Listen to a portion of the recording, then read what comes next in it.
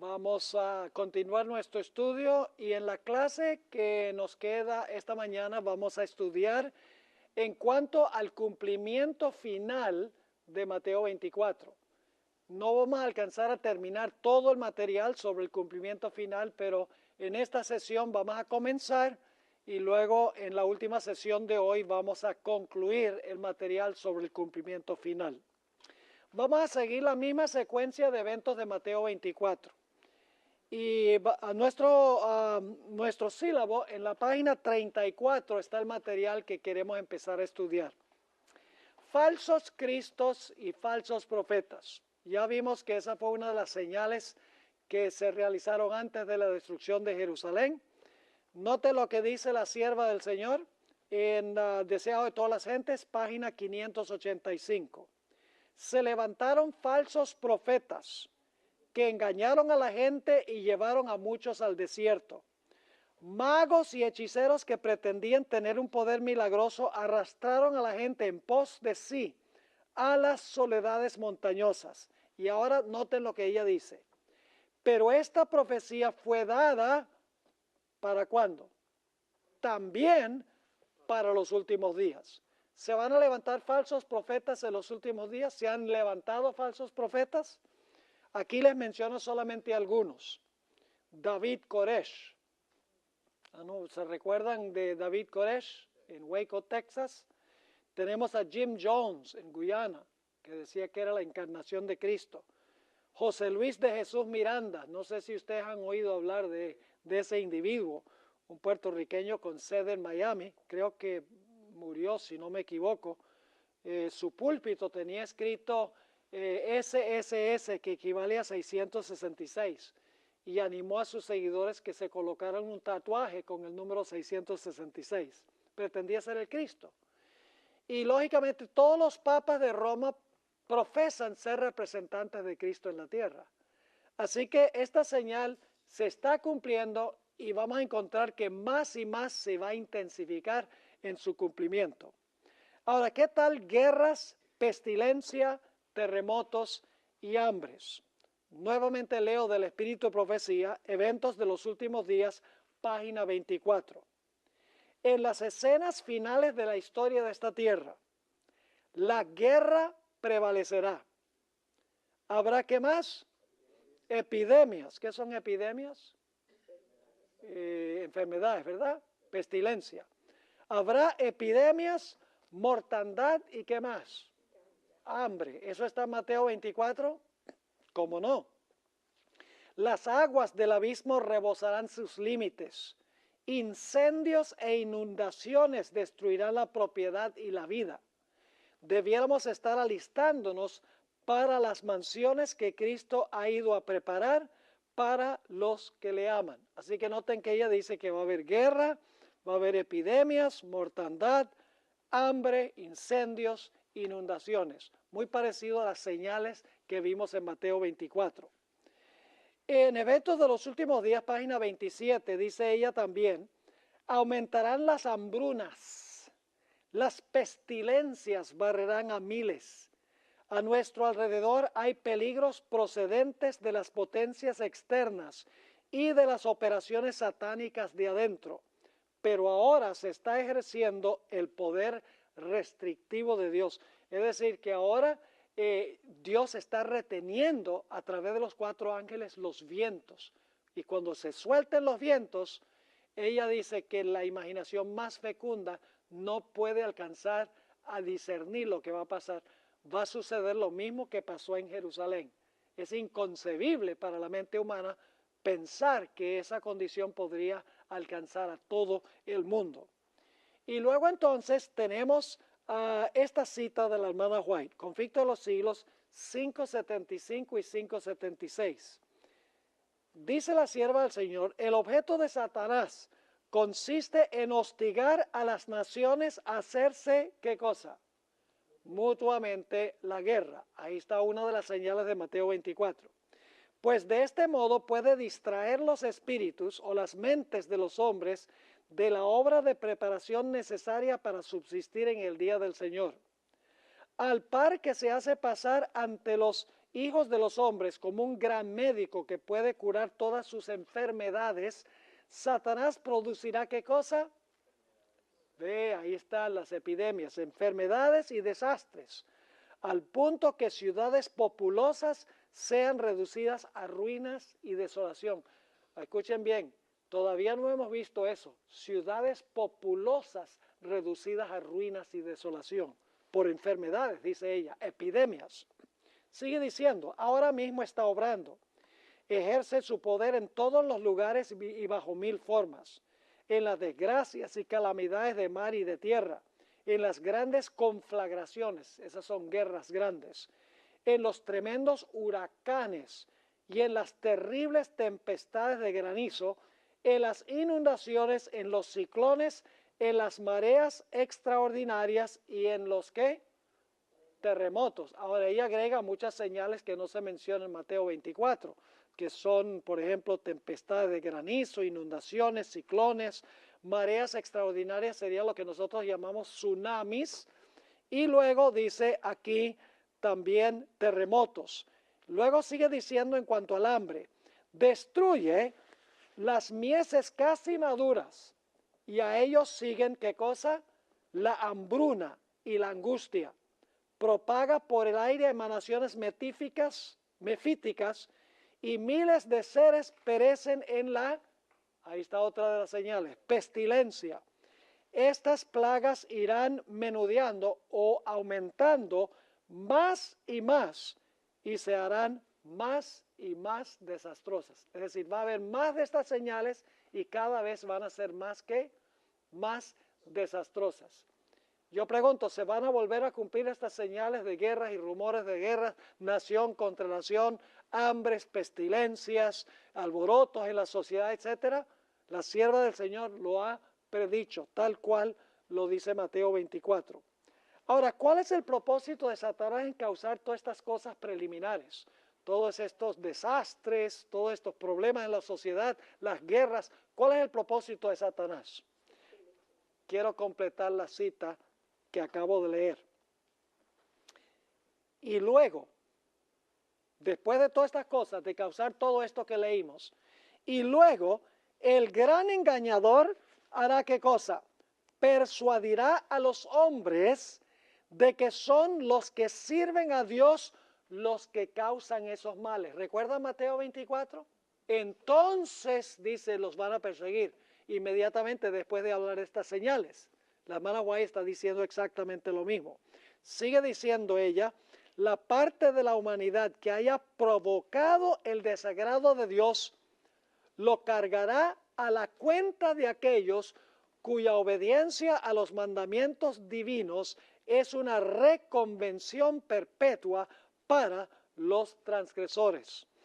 Y en el libro Eventos de los Últimos Días, 132 y 133, la hermana White explica, Satanás pone su interpretación sobre estos eventos, es decir, sobre los desastres. Y ellos piensan, como él quiere que lo hagan, que las calamidades que llenan la tierra son ¿qué? Un resultado de la violación del domingo.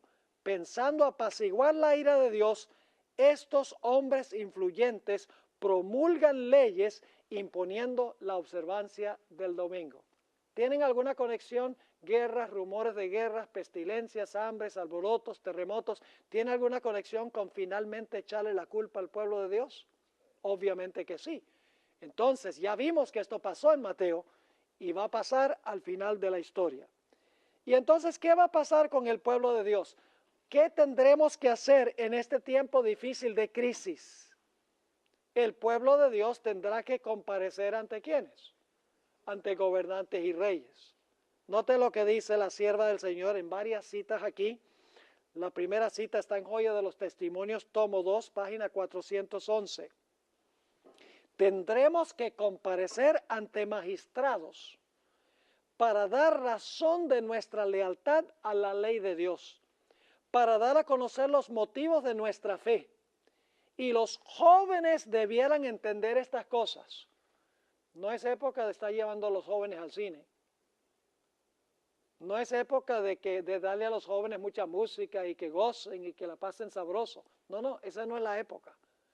La sierva de Dios dice aquí que los jóvenes deben entender que tendremos que comparecer ante magistrados. Tenemos que conocer nuestra fe para poderla compartir. Sigue diciendo, hablando de los jóvenes, debieran estar al tanto de las cosas que acontecerán antes del fin de la historia del mundo. Estas cosas tienen que ver con nuestro bienestar eterno y los maestros y alumnos deben prestarles más atención. ¿Se deberían estar predicando estas cosas? ¿Cómo no, hermanos y hermanas? Evento de los últimos días, página 213. Muchos tendrán que comparecer ante cortes legislativas.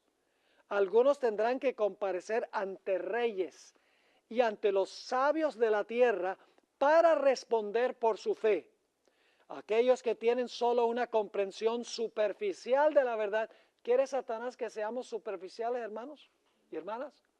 Quiere que tengamos gospel light. En otras palabras, habla nada más del amor y de la paz y de la prosperidad y que todo está bien, no va a haber ningún problema en el futuro. ¿Satanás se agrada cuando se habla de esa manera? Lógicamente que sí.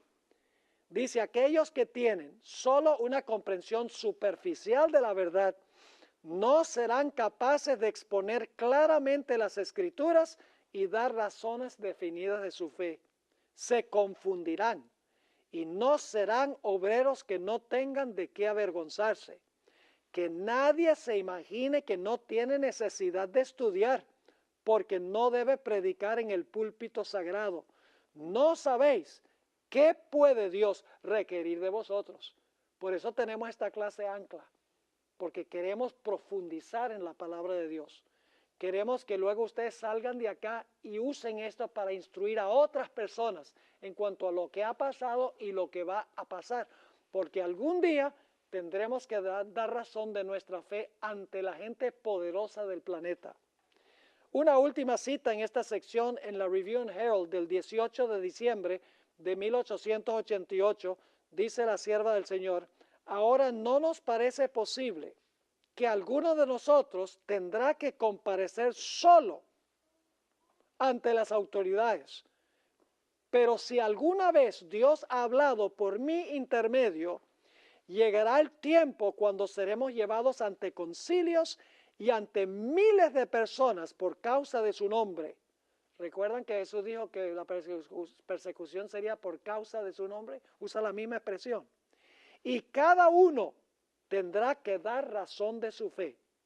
Luego vendrá la crítica más severa sobre cada posición que se ha tomado en favor de la verdad. Necesitamos entonces hacer ¿qué cosa? Estudiar la palabra de Dios para que podamos conocer por qué creemos las doctrinas que defendemos. ¿Es necesario un estudio doctrinal? ¿Qué va a pasar cuando comparezcamos ante gobernantes y reyes y nos digan, bueno, ¿y por qué creen ustedes que los muertos no saben nada y nos sacan el rico y Lázaro ausentes del cuerpo y presentes con el Señor? No tengas temor de que puede matar el cuerpo, pero no puede matar el alma, y nos traen todos estos textos bíblicos. ¿Tendremos que ofrecer nosotros una explicación de esos textos?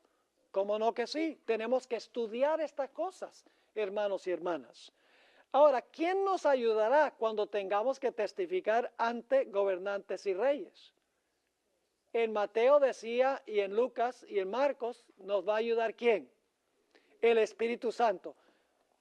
El pueblo de Dios va a recibir la lluvia tardía. Noten lo que dice, Eventos de los Últimos Días, página 209.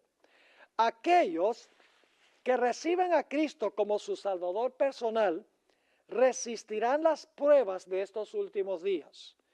El Señor Jesús dará a los discípulos una lengua y una sabiduría que sus adversarios no podrán contradecir ni resistir.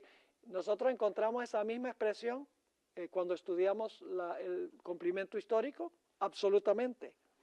Sigue diciendo, aquellos que por razonamiento no podrían vencer los engaños satánicos, darán un testimonio positivo que confundirá a los hombres supuestamente doctos. De los labios de los iletrados saldrán palabras con tal poder convincente y sabiduría que se producirán conversiones a la verdad. Miles se convertirán bajo su testimonio. ¡Wow! No hay que tener un PhD en teología. No tenemos que gastar $200,000 para sacar una licenciatura y una maestría y un doctorado. No estoy en contra de eso. Yo tengo 2 maestrías. Está bien. Pero lo que estoy diciendo es que Dios va a usar instrumentos humildes que se han metido a estudiar la palabra de Dios por sí mismos. Y dice ella que van a confundir inclusive a los doctos, es decir, a los supereducados, porque el pueblo de Dios tendrá el poder del Espíritu Santo. Pero escuchen bien, el Espíritu Santo no va a traer a nuestra memoria nada que no hayamos metido a la memoria. Es decir, el Espíritu Santo no nos va a implantar lo que no está allí. Tenemos que estudiar para que cuando recibamos el poder podamos usar lo que hemos estudiado para testificar en favor de la verdad. Ahora yo pregunto, ¿qué va a pasar con muchas personas cuando llegue el momento en que el pueblo de Dios sea perseguido por su fe y tenga que testificar ante gobernantes y reyes? ¿Qué va a pasar con muchos? Van a escandalizarse, van a abandonar la fe. ¿Recuerdan eso en Mateo 24? Vamos a anotar esta cita del Conflicto de los Siglos, página 594. Conforme vaya acercándose la tempestad, muchos de los que profesaron creer en el mensaje del tercer ángel, pero que no fueron santificados por la obediencia a la verdad. ¿Cómo somos santificados? Por la obediencia a la verdad. ¿Qué van a pasar? ¿Qué va a pasar con esa gente? Abandonarán su fe e irán a engrosar las filas de la oposición. ¿Pasó eso antes de la destrucción de Jerusalén? Ya lo estudiamos, ¿verdad? Sigue diciendo ella, uniéndose con el mundo y participando de su espíritu, llegarán a ver las cosas casi bajo el mismo aspecto. Así que cuando llegue la hora de prueba, estarán preparados para situarse del lado que más fácil y de mayor popularidad. Así que no se preocupen si no son populares con el mundo. Hoy en día, uno de los problemas que tenemos en la iglesia es que queremos ser populares con todo el mundo. No queremos decir nada que pueda ofender a los protestantes, ni que pueda ofender a los católicos, ni que pueda ofender a alguien. Queremos ser políticamente correctos, queremos ser politically correct. Pero la hermana White dice que no puede ser así. Sigue diciendo, hombres de talento y de elocuencia, que se gozaron un día en la verdad, emplearán sus facultades para seducir y descarriar a las almas. Se convertirán en los enemigos más encarnizados de sus hermanos de antaño. Cuando los observadores del sábado sean llevados ante los tribunales para responder de su fe, estos apóstatas serán los agentes más activos de Satanás. ¿Para qué? Para calumniarlos y acusarlos, y para incitar a los magistrados contra ellos por medio de falsos informes e insinuaciones. ¿Están captando el cuadro?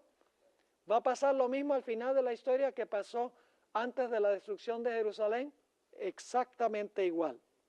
Yo pregunto, ¿será que en el tiempo del fin los fieles de Dios van a ser desamparados por amigos y familiares que se les van a volcar en contra? Fíjense estas citas del Espíritu Profecía. La hermana White sabía todo esto. En Evento de los Últimos Días, página 155, ella declara, los amigos demostrarán su perfidia y nos traicionarán. Nuestros familiares, engañados por el enemigo y convencidos de que están sirviendo a Dios, nos harán frente y pondrán su máximo empeño para ponernos en situaciones difíciles con la esperanza de que reneguemos de nuestra fe. ¡Wow! En el libro Profetas y Reyes, página 431, dice, los que sean fieles a Dios y al deber serán amenazados, denunciados y proscritos. serán traicionados, y ahora la hermana White va a citar Lucas 21, 15 y 10, versículo 16, serán traicionados por padres y hermanos y parientes y amigos. Su única esperanza se cifrará en la misericordia de Dios, su única defensa será la oración. Y en el Conflicto de los Siglos, página 597, la hermana White habla de la fidelidad de los que van a vivir en el tiempo del fin. Dice ella en cuanto a estos, los lazos de familia y las relaciones de la iglesia serán impotentes para detenerlos. La verdad les será más preciosa que cualquier otra cosa. A pesar de los poderes coligados contra la verdad, un sinnúmero de personas se alistará en las filas del Señor. Ahora, yo pregunto, ¿al final de la historia se va a resfriar el amor de muchos por causa de la transgresión de la ley? Vamos a notar lo que dice el Espíritu Profecía. Evento de los últimos días, página 177. Habrá un zarandeo del cedazo. A su tiempo, la paja debe ser separada del trigo. Debido a que la iniquidad abunda, ¿qué va a suceder? El amor de muchos se ha enfriado. Está citando Mateo 24. Es precisamente el tiempo cuando lo genuino será lo más fuerte. Trigo y cizaña. ¿Ambos están en la iglesia, trigo y cizaña? ¿Va a llegar el momento en que se va a distinguir entre el trigo y la cizaña? ¿Cómo no? Y la hermana White dice que los que son cizaña, ¿qué va a pasar con su amor? Su amor se va a enfriar porque pisotean la ley de Dios. Es decir, el amor se enfría porque transgreden la ley de Dios. En el libro Evento de los Últimos Días, página 28, dice, se me ha mostrado que el Espíritu del Señor se está retirando de la tierra. Pronto se les negará el poder protector de Dios a todos los que continúan despreciando sus mandamientos. Diariamente nos llegan informes de transacciones fraudulentas, asesinatos y crímenes de toda clase. La iniquidad se está convirtiendo en un asunto tan común que ya no sacude los sentidos como en un tiempo lo hacía. Es decir, que la iniquidad, la transgresión de la ley está cada día en aumento. En el libro Exaltada Jesús, es un libro devocional, una matutina, página 304, fíjese que la hermana White nuevamente usa la misma frase, que por causa de la iniquidad o la transgresión de la ley, el amor de muchos se enfriará. Dice así, en el Monte de las Olivas, el Señor Jesús declaró categóricamente que por haberse multiplicado la maldad, la caridad de muchos se resfriará. Ahora fíjense a qué se refería Jesús. Habla de una clase de personas que ha caído de un alto estado de espiritualidad. ¿Una vez fueron fieles hijos de Dios, sí o no, estas personas? Sí, porque dice que han caído de un alto estado de espiritualidad. Penetren en los corazones estas declaraciones con poder solemne y escrutador. ¿Dónde están el fervor y la devoción a Dios que corresponden a la grandeza de la verdad que aseveramos creer? El amor al mundo y a algún pecado favorito, ¿y qué es pecado? Transgresión de la ley, el amor al mundo y a algún pecado favorito desarraigó del corazón el amor a la oración y la meditación en las cosas sagradas. Se sigue cumpliendo una serie de ¿qué? De servicios religiosos formales, es decir, la gente sigue viniendo a la iglesia, sigue estudiando la lección de la escuela sabática, posiblemente siga viniendo al culto de oración, dice que todavía es cristiana y adventista, pero la hermana White dice que aunque vienen a los servicios religiosos formales, ¿dónde está el qué? El amor de Jesús, la espiritualidad está muriendo. Y dice, es por el amor al mundo y por acariciar el pecado. En otra cita, Joya de los Testimonios, tomo 2, página 31, La sierva de Dios otra vez cita este texto que dice que el amor de muchos se enfriará. Dice lo siguiente, y por haberse multiplicado la maldad, el amor de muchos se enfriará. La misma atmósfera está contaminada de pecado. Pronto los hijos de Dios serán probados mediante intensas pruebas. Y la mayor porción de aquellos que ahora parecen ser sinceros y fieles, resultarán ser vil metal. ¿Cuántos son los que nos van a abandonar? La vasta mayoría, dice ella. Ahora, si nos van a abandonar es porque estaban con nosotros, ¿sí o no? Sigue diciendo. En vez de ser fortalecidos y confirmados por la oposición, las amenazas y los ultrajes se pondrán cobardemente del lado de los opositores. ¿Qué es lo que no quiere resistir esta gente? Dice, ellos no quieren sentir oposición, amenazas y ultrajes. Y por lo tanto, ¿qué prefieren hacer? Dice que toman cobardemente el lado de sus opositores. El permanecer en pie en defensa de la verdad y la justicia. Cuando la mayoría nos abandone, ¿cuántos nos van a abandonar? La mayoría, dice ella. El pelear las batallas del Señor cuando los campeones sean pocos. Esta será nuestra prueba. En este tiempo debemos obtener calor de la frialdad de los demás, valor de su cobardía y lealtad de su traición. Qué tremenda cita. Así que se va a resfriar el amor de muchas personas, ¿sí o no? Por causa de amar al mundo y por causa de la transgresión de la ley. Y luego entonces viene el llamado a la paciencia o a la perseverancia. Yo pregunto, ¿va a necesitar el pueblo de Dios perseverar en la fe? Porque el versículo anterior dice que muchos van a abandonar la fe. Por eso Jesús dice, ¿tú necesitas qué? Asegúrate de que vayas a perseverar. Y la razón por la cual hay que perseverar es por tres problemas que va a haber. Número uno, va a haber engaños por parte de los falsos creyentes. Número dos, va a haber persecución. Y número tres, va a haber un resfriamiento del amor. Y por eso Jesús dice, estas tres cosas no permitas que afecten tu fe.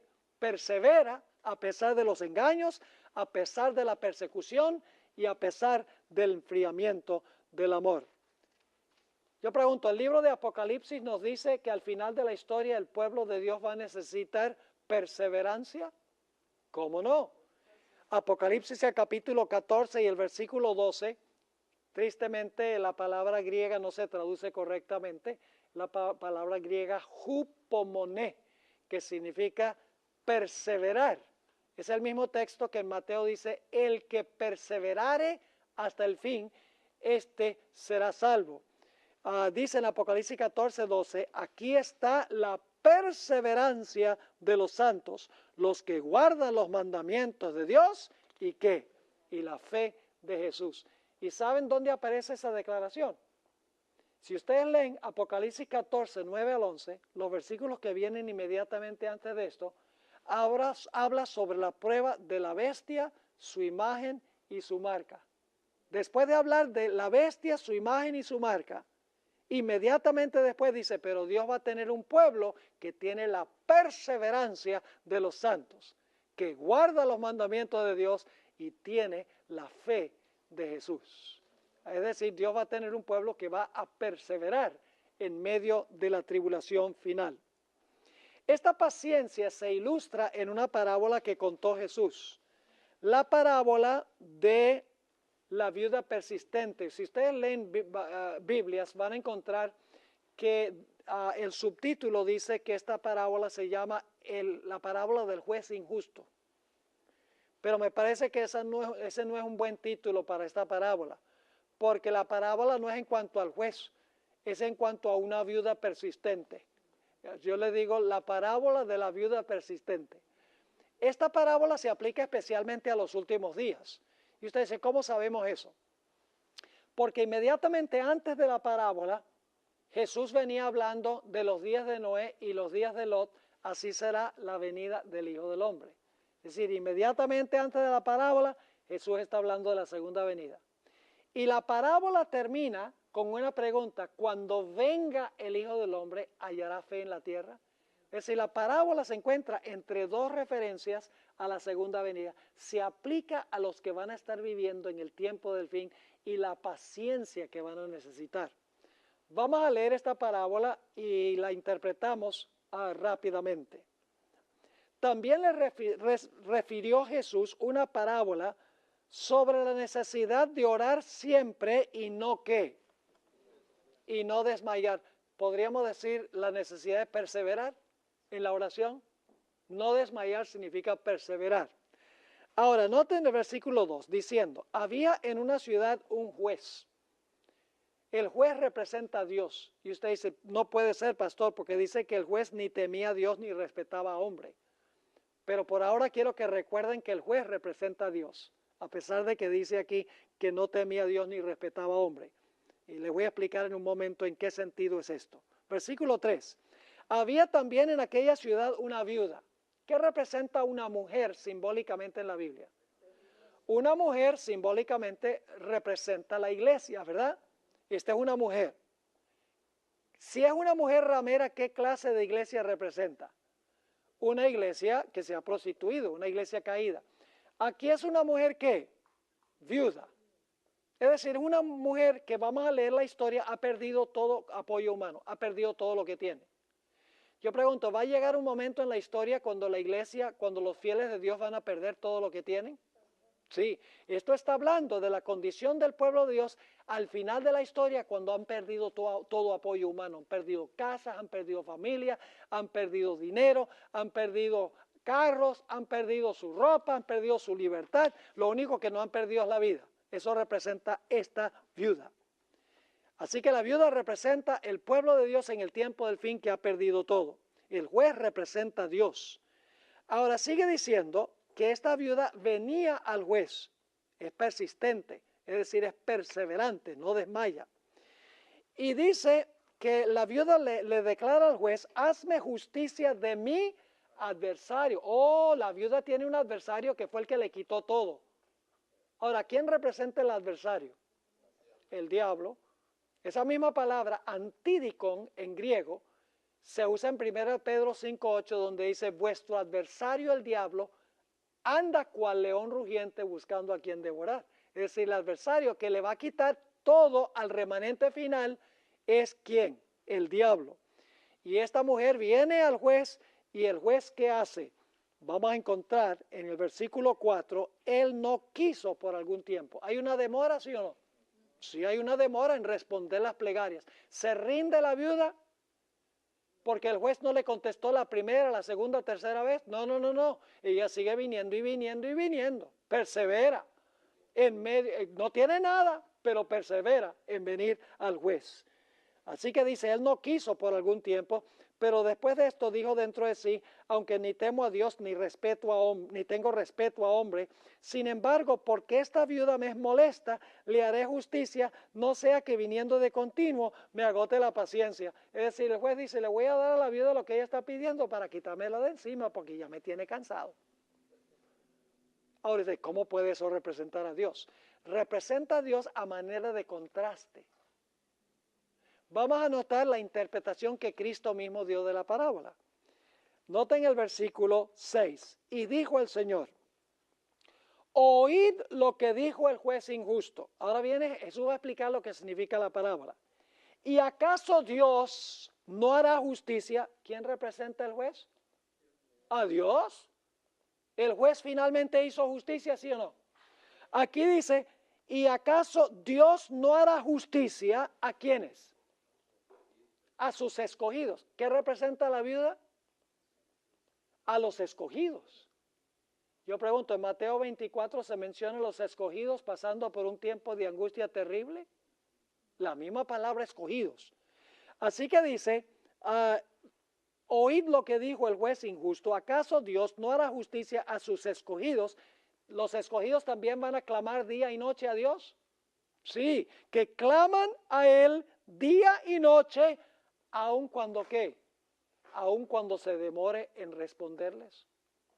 Yo pregunto, en el tiempo final, cuando el pueblo de Dios esté pasando por el tiempo de angustia, ¿Dios va a contestar inmediatamente sus oraciones?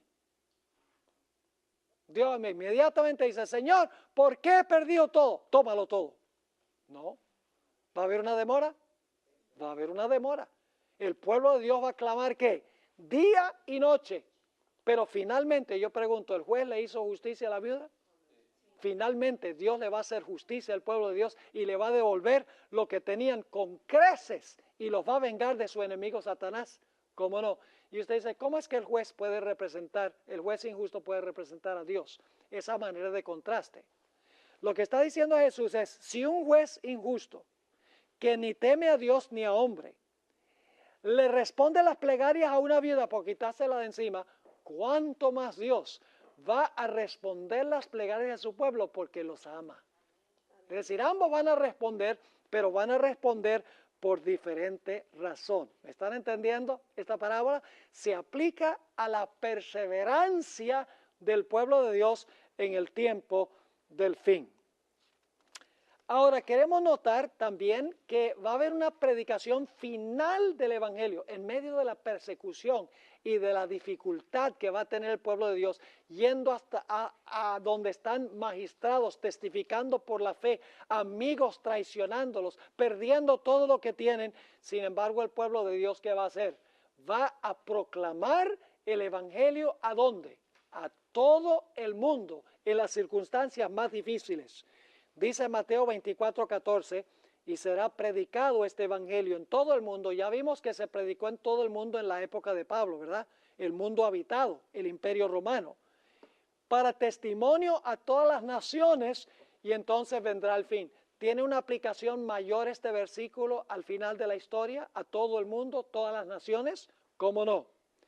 En el tiempo del fin, esta predicación abarcará a todo el mundo y tendrá elementos adicionales que no mencionó Jesús en Mateo 24. Noten Apocalipsis 14:6. Vi volar por en medio del cielo a otro ángel que tenía ¿qué? El evangelio eterno. ¿Está eso en Mateo 24, el evangelio? Sí. ¿Y el evangelio eterno para qué? Predicarlo. ¿Está eso en Mateo 24? Sí. ¿Predicarlo a dónde? A los moradores de la tierra, a toda nación, tribu, lengua y pueblo. ¿Está eso en Mateo 24? Sí.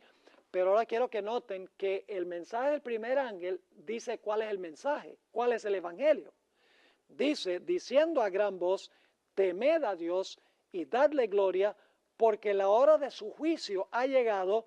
Y luego viene la frase que quiero enfatizar, y adorad a aquel que hizo el cielo, la tierra, el mar y ¿qué?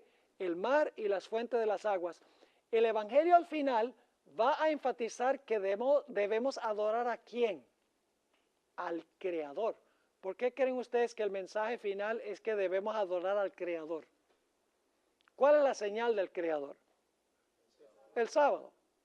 ¿Qué estará diciendo el mundo cristiano en cuanto al día de reposo al final de la historia? Estará diciendo que es el domingo, el día del sol. Entonces el mensaje del primer ángel dice, sí, vamos a proclamar el evangelio a toda nación, tribu, lengua y pueblo, pero parte de ese mensaje que se va a proclamar es que hay que adorar al Creador, cuyo señal es ¿qué?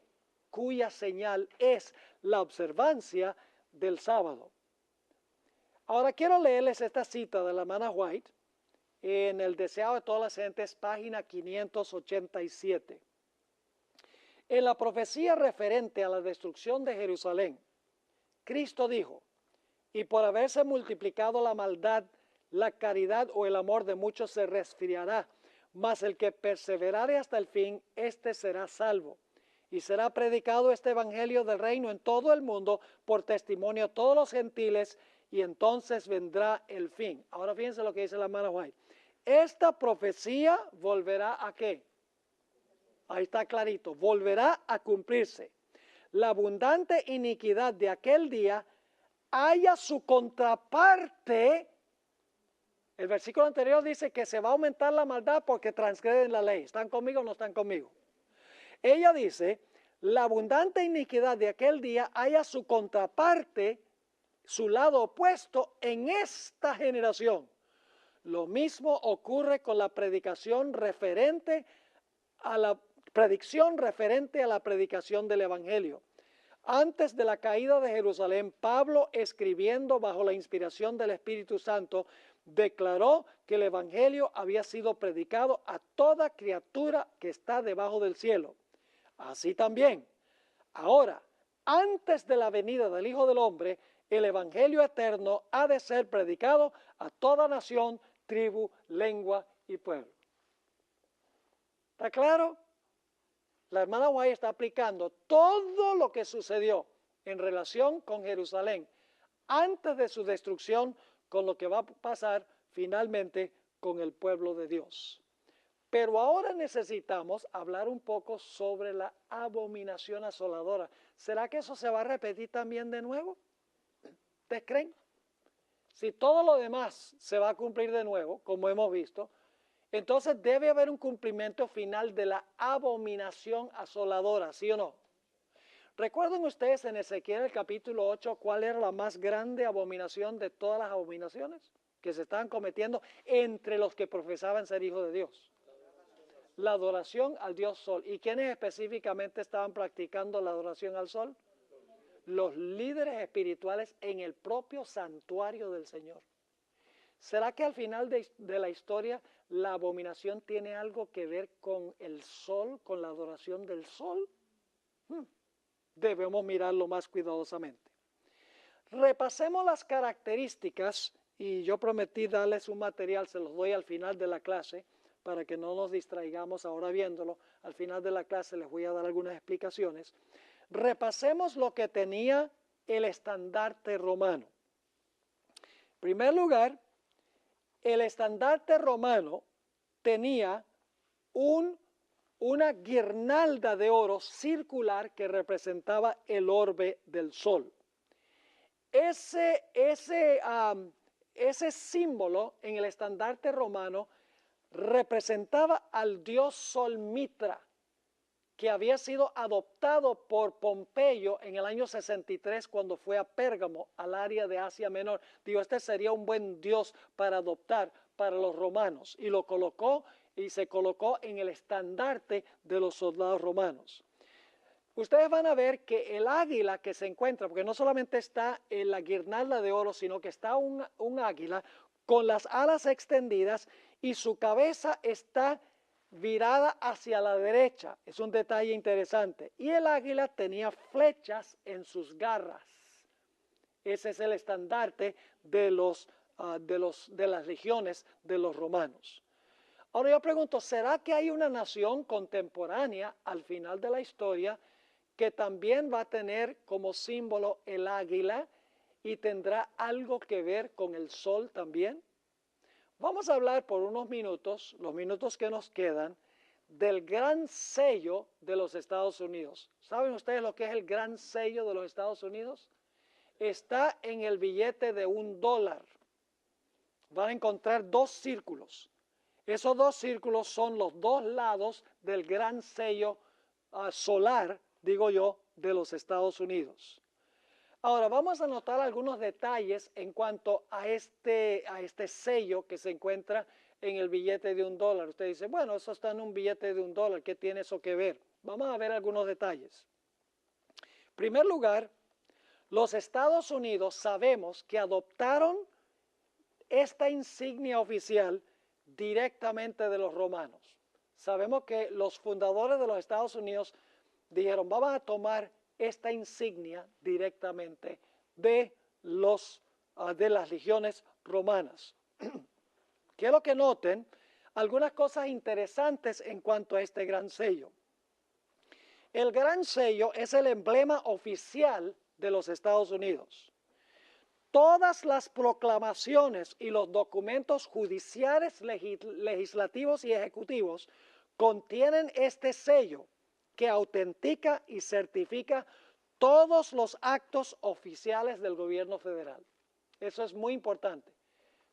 En otras palabras, cualquier declaración judicial, legislativa, ejecutiva tiene que tener este sello oficial de los Estados Unidos. Yo pregunto entonces, ¿será que la ley dominical va a tener el sello oficial? Obviamente que sí. El sello debe aparecer también en todas las leyes y los estatutos de la nación. Y ustedes tienen la referencia ahí de un libro donde dice explícitamente la historia de la bandera de los Estados Unidos y de sus insignias. Ahora, hablemos un poco de la adopción que se hizo de este sello. Los que firmaron la Declaración de Independencia de los Estados Unidos en 1776, inmediatamente acordaron que necesitaban una insignia oficial que representara la soberanía de los Estados Unidos, la recién establecida nación. Y por eso fue que el 4 de julio de 1776, el mismo día que se firmó la Declaración de Independencia, se nombró lo que se conoce como el Comité del Gran Sello de los Estados Unidos para crear un sello que representara esta nación. Los miembros del comité eran tres: Benjamin Franklin, Thomas Jefferson y John Adams. El propósito del comité era crear un sello que representara a la nación que recién se había establecido. Benjamin Franklin sugirió que se debía adoptar un pavo, y la razón es que cuando los peregrinos llegaron, ustedes saben, Thanksgiving se come pavo. Gracias a Dios que los otros dos no aceptaron la propuesta de Benjamin Franklin, porque un pavo como emblema nacional de los Estados Unidos para mí es un poco cuestionable. Ahora, después de una larga discusión, se postergó la adopción de un sello. No se adoptó inmediatamente. Después de varias reuniones, específicamente 3 reuniones, el 28 de junio de 1782 se adoptó el sello que en el presente se halla en el billete de $1. Lo que quiero enfatizar es que este sello no es algo reciente, que se adoptó en 1930 o 1950. El sello va a los mismos orígenes de los Estados Unidos de América. Es la insignia oficial desde el comienzo de la historia de este país. Ahora, hablemos un poco del lado anverso del sello. Esa es la parte de adelante del sello. El sello contiene varios elementos en común con el estandarte romano. En primer lugar, ustedes pueden ver, si tienen un billete de $1, y ustedes van a tener la ilustración porque yo se las voy a dar después de la clase, van a encontrar que se encuentra un águila con las alas extendidas en la parte de enfrente del sello, con la cabeza virada a que no adivinan hacia dónde, hacia la derecha, y en sus garras 13 flechas. Ahora, es muy significativo que tiene flechas en las garras, porque en esa época ya se usaban espadas y mosquetes, no se usaban arco y flecha. Quiere decir que tiene una conexión con el Imperio Romano. Ahora, por encima de la cabeza del águila se encuentra un sol que irrumpe a través de las nubes. Es decir, hay un águila con las alas extendidas y encima de la cabeza del águila hay un sol a donde está irrumpiendo a través de las nubes. Inmediatamente notamos la similitud con el estandarte romano, que tenía una águila con las alas extendidas y una guirnalda dorada circular que representaba el sol. Algunos podrían pensar que la relación entre el estandarte romano y el gran sello de los Estados Unidos es casual e inverosímil, porque los dos imperios distan mucho, casi, digamos, 1700 años entre una nación y otra nación. ¿Qué posible conexión podría haber entre la antigua Roma y la insignia de los Estados Unidos? Hay 3 razones por las cuales sabemos que hay una conexión entre el estandarte y las insignias romanas y las insignias oficiales de los Estados Unidos. En primer lugar, ya vimos que Mateo 24 tiene ¿qué? Una doble aplicación. Entonces yo pregunto, ¿la abominación asoladora debe tener una doble aplicación? ¿El estandarte romano con el sol y el águila debe tener una doble aplicación? Si Mateo 24 se aplica en 2 contextos, lógicamente que sí. En segundo lugar, los fundadores de los Estados Unidos, ellos mismos adoptaron este emblema de Roma. Noten esta cita del libro de Whitney Smith, Flags Through the Ages and Across the World, página 314. El espíritu neoclásico de los Estados Unidos a fines del siglo XVIII buscó en la antigua República Romana muchos de sus símbolos. ¿A dónde buscó los Estados Unidos a sus símbolos? Dice aquí, buscó en la antigua República Romana muchos de sus símbolos, incluyendo el nombre de la Cámara Alta del Congreso. ¿Cómo se llama la Cámara Alta del Congreso? ¿Y eso de dónde viene Senado? De Roma.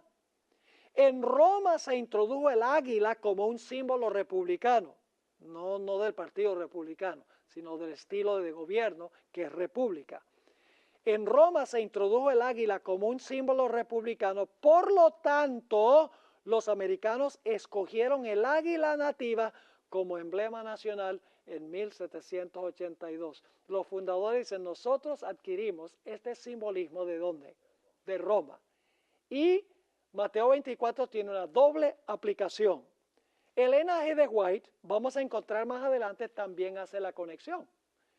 Elena G. de White dice, como los estandartes romanos rodearon la ciudad de Jerusalén y los romanos le rindieron culto a esta águila que tenía un sol, dice que cuando se proclame en los Estados Unidos la ley dominical, el pueblo de Dios verá esa señal, huirá, porque está próxima a cerrarse la puerta de la gracia. La hermana White conectó los emblemas nacionales de los Estados Unidos con el sitio de la ciudad de Jerusalén en el antaño. Ahora, la relación entre los dos emblemas también se puede observar en las inscripciones que contiene el sello. Aquí tenemos otra evidencia de que este sello viene de Roma. Ustedes dicen, ¿por qué? Por encima de la cabeza del águila se hallan las palabras e pluribus unum, que significa de los muchos uno. ¿En qué idioma es e pluribus unum? En latín, porque sería en latín. ¿De dónde viene el idioma latín? Para ese tiempo era un idioma muerto.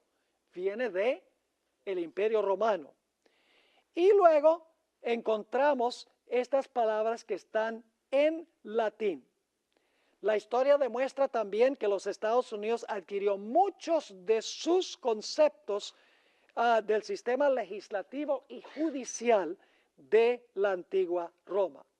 Ahora tenemos que mirar también el lado reverso del sello, la parte de atrás del sello, porque el sello tiene dos lados, la medalla tiene dos lados. En el lado reverso aparece el ojo de la providencia, un ojo bien grande. Otra vez rodeado ¿por qué? Por los rayos del sol. Me da la impresión de que ellos querían enfatizar algo relacionado con el sol en este sello. En el lado reverso aparecen dos inscripciones adicionales en latín, el idioma oficial del Imperio Romano. El primero es Anuit Queptis, que significa Él ha favorecido lo que hemos emprendido. La segunda inscripción es Novus Ordo Seclorum, que se podría traducir un nuevo orden mundial. ¿Y ustedes creen que esa idea de un nuevo orden mundial es algo reciente? Está en el sello de los Estados Unidos. Así que desde los mismos principios de la nación existía la idea de establecer un nuevo orden mundial dirigido y ejemplificado por los Estados Unidos. Ustedes verán también en el lado reverso que aparece una pirámide inconclusa que tiene 13 niveles. Esto indica que la empresa que habían emprendido los fundadores no estaba, ¿qué? Completa todavía. El ojo de la providencia que se halla por encima de la pirámide inconclusa indica que la nueva empresa no se había concluido o terminado, pero estaba bajo la supervisión del ojo de la providencia. Ahora, ¿qué representa el ojo de la providencia? No cabe duda que este es un símbolo masónico. Recientemente estuve en Milán en una serie de conferencias de mucho éxito, dicho sea de paso, fue espectacular.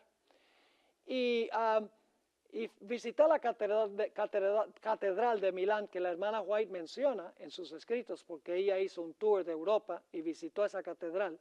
Estoy preparando un documental sobre eso que vamos a sacar, sobre lo que dice la hermana White de la catedral y tiene mucho que decir en cuanto a la relación de católicos y protestantes en ese contexto. Pero fue interesante ver que en varios de los confesionarios se encuentra el mismo emblema, el ojo de la providencia en un triángulo con los rayos del sol saliendo. Es un símbolo masónico y el ojo de la providencia, algunos dicen, bueno, representa que Dios está supervisando esta empresa de los fundadores, pero en realidad entre los masones, este ojo de la providencia representa a Lucifer, no representa a Dios. Ahora, en el año 1776, el año 1776 aparece en la base de la pirámide, a que no adivinan en qué clase de números. Números romanos, interesante. Es notable que el número 13 predomina en el gran sello. La pirámide tiene 13 niveles. El águila tiene 13 flechas.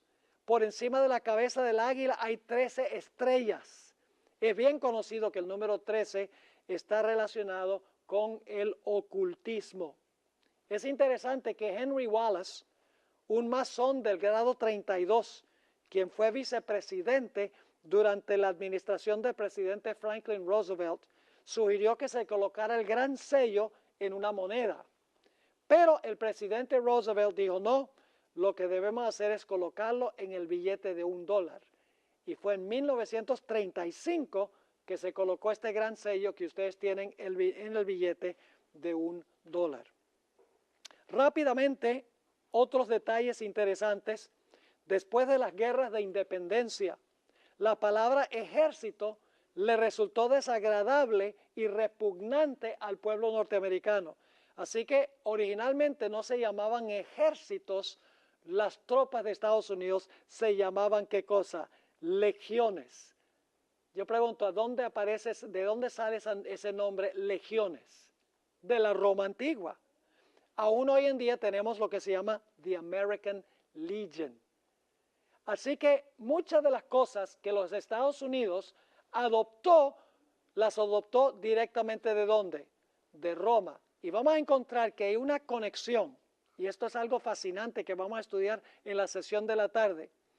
Toda esta cadena empieza con la Babilonia antigua, es trasladada a Pérgamo en Asia Menor, luego es trasladado en la época de Constantino a la iglesia de Pérgamo espiritualmente, luego es transferido a la iglesia católica, luego transferido al protestantismo apóstata y finalmente transferido a los Estados Unidos de América, en una cadena sin romper la cadena desde la Babilonia antigua hasta el tiempo del fin. Ese será el estudio de esta tarde.